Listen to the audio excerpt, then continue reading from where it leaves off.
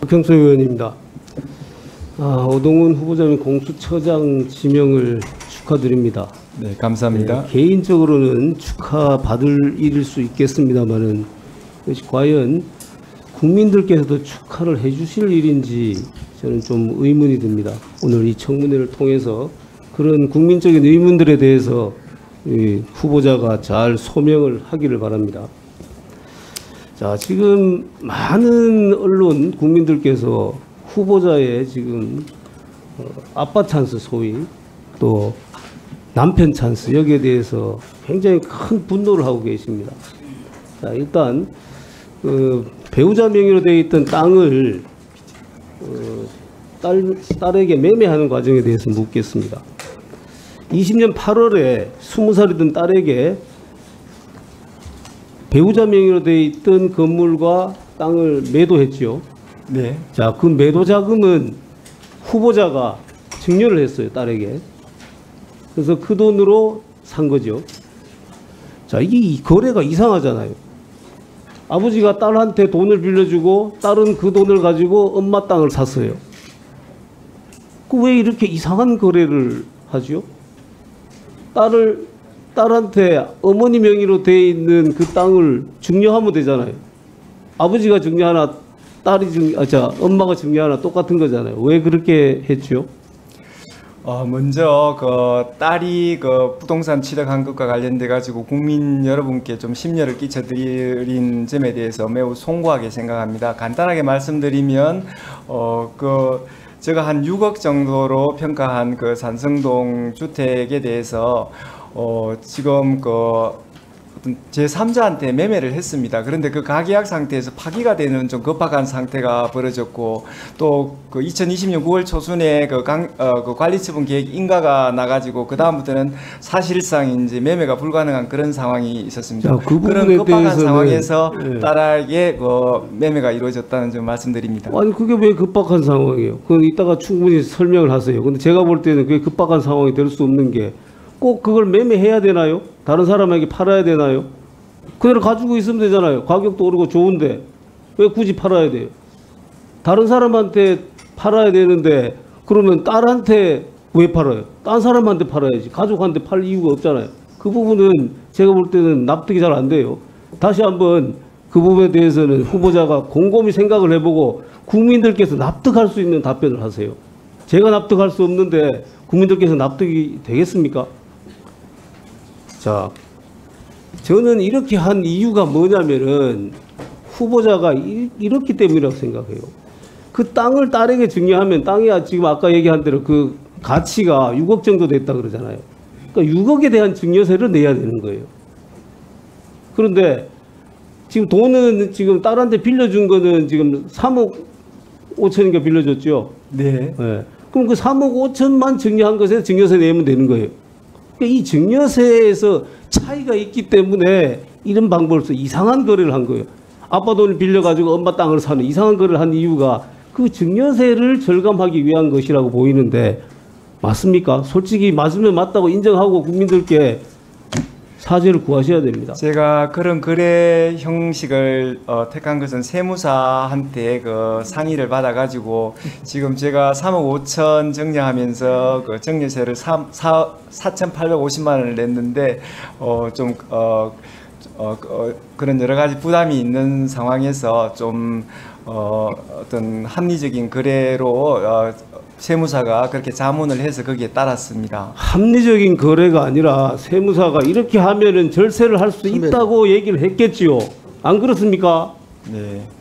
그렇게 말씀하셔야죠. 그렇게 솔직하게 국민들께 얘기를 하고 이해를 구하고 양해를 구해야죠. 그걸 세무사가 합리적인 방법으로 충고를 해줘서 그렇게 했다. 그렇게 하면 국민들께 납득하시겠습니까? 그런 부분 절세가 이루어진 부분에 대해서는 국민 눈높이에 맞지 않는 점에 대해서 사죄하는 바입니다. 예. 자, 그리고 지금 배우자의 지금 운전 부분에 대해서도 많은 지금 논란이 있어요. 일단 배우자가 실제로 운전을 했는지 안 했는지가 굉장히 중요한 문제입니다. 지금 후보자 그 부분에 대해서 자료를 내지 않고 있다고 야당 의원님들께 얘기를 하고 계신데 저도 이 부분 자료는 반드시 제출해야 된다고 생각해요. 이걸 제출하지 않으면은 자 만약에 근무하지 않았는데 근무한 것처럼 법무법인을 속여서 급여를 받았다라면 사기죄가 되는 거잖아요. 자, 그렇게 근무하지 않는 상황을 다 알면서도 법무법인에서 급여를 지급했다. 그러면 법무법인 돈을 횡령한 게 되는 거예요. 이거는 법률가이니까 후보자께서도 잘 아실 겁니다. 이런 형사법상 문제될 수 있는 사안에 대해서 자료를 제출하지 않으면은 그런 오해를 계속 받게 되는 것이잖아요. 저도 이 부분에 대해서는 반드시 자료를 제출해야 된다고 생각합니다. 자, 그리고 이 부분은 저는 참 듣도 보도 못했습니다. 부인을 운전기사로 채용을 해서 급여를 지급받도록 한다? 제가 아는 변호사님들 중에서 부인이 같이 근무하는 분들이 있다고 그래요. 그 왜 그렇게 하느냐? 처음 개업을 하다 보니까 너무 불안해서 이게 과연 내가 다른 사람들을 고용을 해서 사무원을 고용해서 할 때 그 월급을 내가 줄 수 있을까? 내 사업성이 그만큼 될까? 이게 불안해서 배우자를 같이 근무하는 경우는 있다고 저는 들었어요. 그런데 우리 후보자는 판사로 19년, 20년 근무를 하다가 지금 변호사 개업을 했잖아요. 그런 사건 걱정을 할 이유가 없잖아요. 사건 많이 오잖아요. 그게 현실이잖아요. 우리 후보자 본인도 공수처의 역할에 대해서 여러 번 아까 모두 발언 얘기를 하셨어요. 공수처는 때로 정말로 권력의 실세를 수사해야 될 수도 있습니다. 그리고 우리 국회의원들, 장차관들 다 수사해야 될 수도 있어요. 그리고 공수처는 지금까지 수사 성과를 거의 내지 못했어요. 이런 공수처를 제대로 이끌어 가려면 도덕성, 청년성 누구보다도 높아야 됩니다. 그리고 그런 강단이 있어야 되고. 그런데 과연 이렇게 절세하고 배우자를 취업시켜가지고 그 월급 얼마 더 받으려고 하는 이런 후보자의 자질을 가지고 이런 이해감 있는 공수처 장의 역할을 제대로 할 수 있을까? 정말 큰 의문이 듭니다. 이 부분에 대해서 한번 말씀해 주세요. 위원님께서 지적하신 관련돼 가지고 지금 운전기사 등 그다음에 송무 지원으로 취업하게 한 부분에 대해서 국민 눈높이에 맞지 않는 부분과 관해서 제가 굉장히 송구하게 생각합니다. 그런데 지금 아내가 송무 지원, 그다음에 운전기사 등으로 한 사람 직원분의 직무를 수행한 것은 틀림없는 사실입니다. 제가 운전기사로 채용했을 때는 2019년 10월 7일 날 좀 제법 큰 교통사고가 나면서 그 이후에 좀 치료를 받고 퇴직 처리를 했습니다. 제가 경력 증명원이나 그다음에 근로계약서 등에서 그런 취업한 것에 관한 자료를 냈지만은 마지막에 교통사고를 내고 그 다음부터는 근무하지 않은 것, 그리고 제가 그때 조수석에 타고 있었는데 꽤나 한 2023년까지 치료를 받는 꽤나 큰 사고가 났습니다.